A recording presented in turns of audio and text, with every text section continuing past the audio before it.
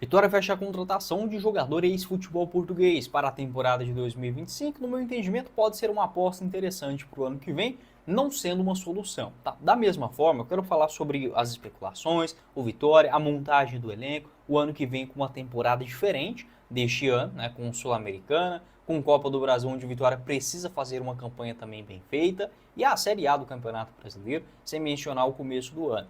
A importância de você ter um elenco homogêneo desde o começo da temporada e uma indicação que eu faria para o meio de campo, um jogador que foi um dos destaques, né, da Libertadores esse ano, vestindo a camisa do Peñarol, e não tem um contrato tão longo por lá. Não é um jogador caro. O salário dele, por exemplo, é totalmente compatível para a realidade do Vitória no ano que vem. Para mim seria um nome para, de fato, empolgar a torcida. No ano que vem quero trazer os detalhes sobre o Léo Fernandes, ex-Fluminense, aqui no nosso vídeo, tá bom? Só antes de começarmos o nosso vídeo de hoje, eu peço para você deixar seu like aqui embaixo, se inscrever em nosso canal, ajudar a gente a chegar nesta marca de 70 mil inscritos, que é a nossa próxima meta no YouTube do Black Card. Conto com a inscrição de cada um de vocês e faça a sua aposta também com a Betfair. Lá você começa a palpitar a partir de R$ 1 via Pix, sem nenhuma burocracia. Todos os jogos no futebol europeu neste finalzão de ano você encontra com a Betfair. O link é aqui embaixo na descrição do nosso vídeo, fechado?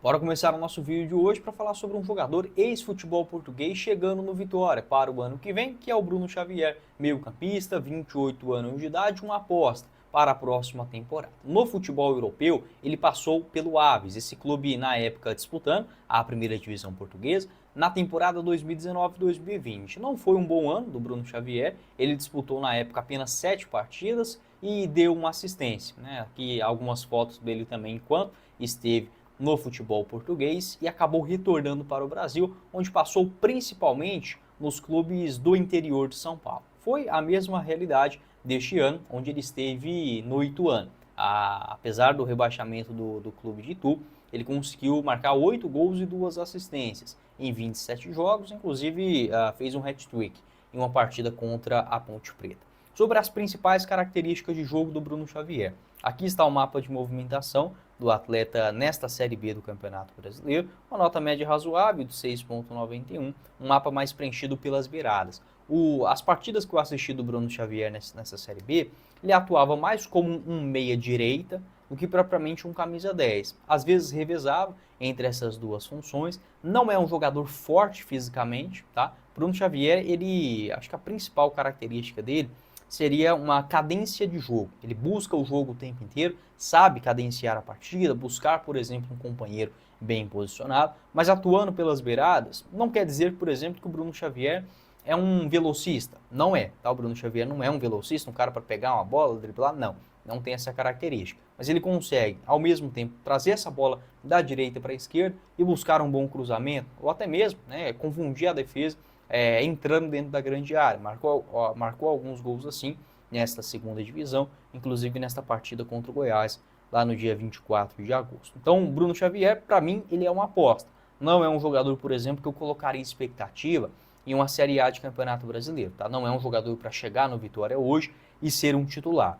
Pode ser uma aposta? Claro, eu não sou um opinador contrário, por exemplo, às apostas nos clubes do futebol brasileiro, ainda mais equipes como o Vitória, o Goiás, o Ceará, o Sport, que não têm os principais recursos das ligas aqui no Brasil. Mas a diretoria do Vitória tem que saber fazer muito bem a distinção de jogadores que você vai contratar na composição do elenco, aqueles que podem se destacar, mas se não deu certo, você tem outros mais experientes, jogadores mais caros, mais cascudos, para suprir estas posições. Então, basicamente, esta é a minha opinião sobre o Bruno Xavier. Pode ser uma aposta interessante na Série A. Ele foi especulado, inclusive, pelo Goiás, né, nos últimos dias.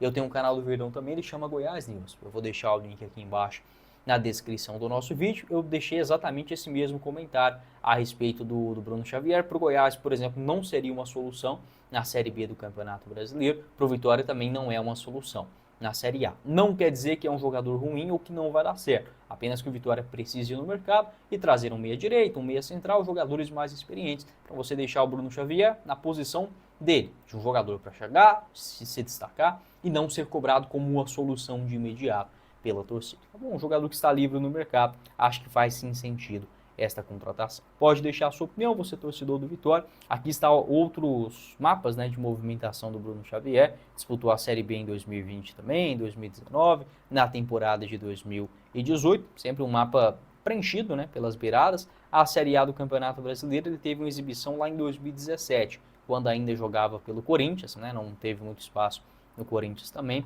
Esse outro mapa, por exemplo, bem mais preenchido, né, no Campeonato Paulista, pelo lado esquerdo, como meia esquerdo, enfim, é um jogador bastante versátil nesse quesito, também chegando para a composição do elenco agora no Vitória. Boa sorte aí também para o Bruno Xavier.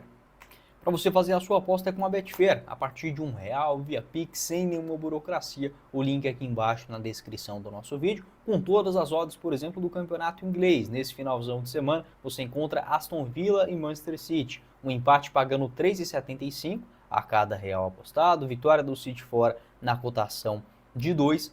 Outros jogos interessantes nesse finalzão de semana. Vitória do Arsenal contra o Crystal Palace na cotação de 1,60. Vitória do Chelsea contra o Everton também, pagando 1,60. E ainda teremos neste meio de semana ainda, cadê outro jogo? Aqui está.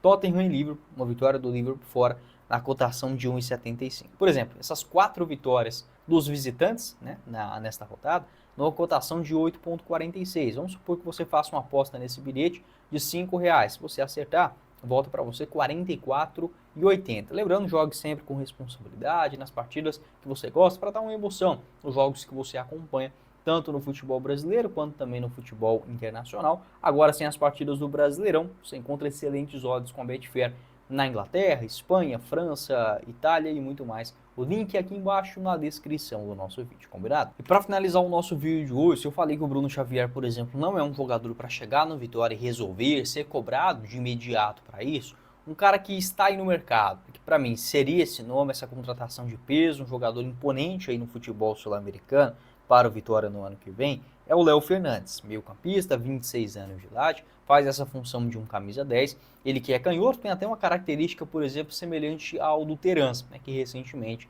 foi oferecido ao Vitória. O Léo Fernandes é o seguinte, o contrato dele de empréstimo no Peñarol se encerra agora, ao final do mês de dezembro, e ele tem um vínculo ainda indefinitivo lá no México, tá? O clube que detém os seus direitos é o Toluca. Segundo informações do portal RTI Sports, o salário do Léo Fernandes gira na casa, por exemplo, de R$300 mil. Eu achei um salário, inclusive, muito baixo, né? R$300 mil para um jogador que nessa temporada foi, inclusive, o artilheiro do Peñarol, o líder de assistências, melhor dizendo, na Copa Libertadores, é sim muito barato. Né? 300 mil, por exemplo, se você considerar que o principal clube, né, do Uruguai, junto com o Nacional, claro, o Peñarol, é um salário muito baixo. O vínculo dele lá no Toluca vai até dezembro de 2026. Então, claro, não é uma negociação tão simples assim, mas se fosse para indicar um jogador gringo para o Vitória, nessa função de um camisa 10, canhoto, boa batida na bola, movimentação, joga de cabeça em pé, seria o Léo Fernandes. Tá? Ele que na Libertadores 3 gols e 6 assistências. Foram 22 gols e 17 passes em 47 jogos na temporada. É um número assim de fato absurdo para um jogador no meio de campo. Aqui está o mapa de movimentação do Léo Fernandes neste campeonato uruguaio. Você pode observar um mapa preenchido principalmente na região central. Na Copa Libertadores também é uma nota média muito boa, segundo o SofaScore, de 7,57. No ano passado ele jogou a Série A do Brasileirão, vestindo a camisa do Fluminense, mas não foi bem. 18 partidas, apenas 8 na condição de titular. Ele que não foi bem no futebol, né? 20 jogos, 1 gol e uma assistência. Pode deixar a sua opinião se você conhece o Léo Fernandes, se poderia ser uma boa também para o Vitória no ano que vem. Volto a dizer, é um jogador muito bom tecnicamente falando, acho que logo estará também na seleção uruguaia, acho que até já merecia uma convocação, é jovem, tem só 26 anos de idade, até pensando, por exemplo, baixinho, 1,66 m de altura, e uma compra em definitivo, um investimento para o Vitória no ano que vem, acho que faz sim muito sentido. Tá? Essa situação do Léo Fernandes seria a minha indicação em nosso vídeo de hoje. Tá bom? Espero que vocês tenham gostado. Não esqueça de deixar seu like, se inscrever em nosso canal,